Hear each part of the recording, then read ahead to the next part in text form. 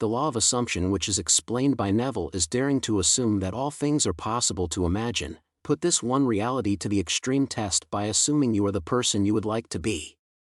Your reasonable mind and outer senses may deny it, but I promise you, if you will persist, you will receive your assumption. Believe me, you are the same God who created and sustains the universe, but are keyed low, so you must be persistent if you would bring about a change. So law of assumption states that you must believe what you want, that you already have it, and make your decisions from there. Your senses and mind may deny your assumption, but you stay persistent and it will become a reality. Claim you are what you want to be. Persist in that assumption.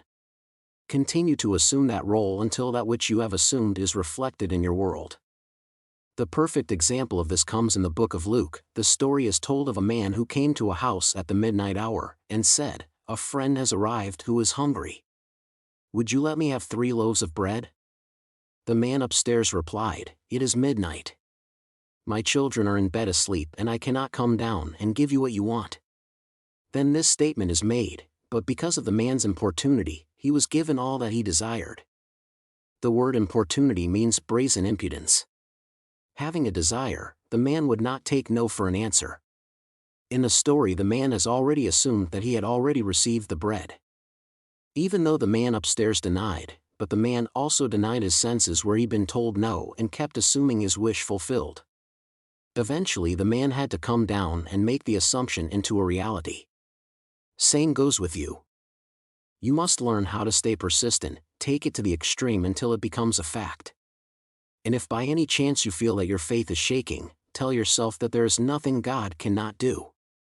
God and I are one, and God is my own wonderful imagination. I will not take no for an answer. Prove to yourself that you are God by feeling your desire is now an accomplished fact.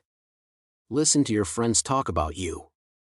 Are they rejoicing because of your good fortune, or are they expressing envy? Imagine their words are true. Persist in imagining they are true.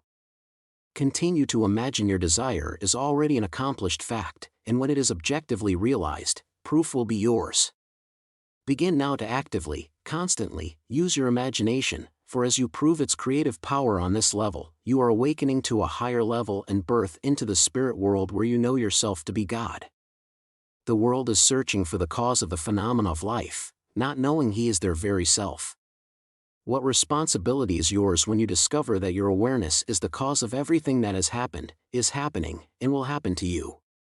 But when you realize that you are causing all the blows, the heartaches, and pains that happen to you, you will begin to change your thinking, and as you do, Scripture will unfold in you.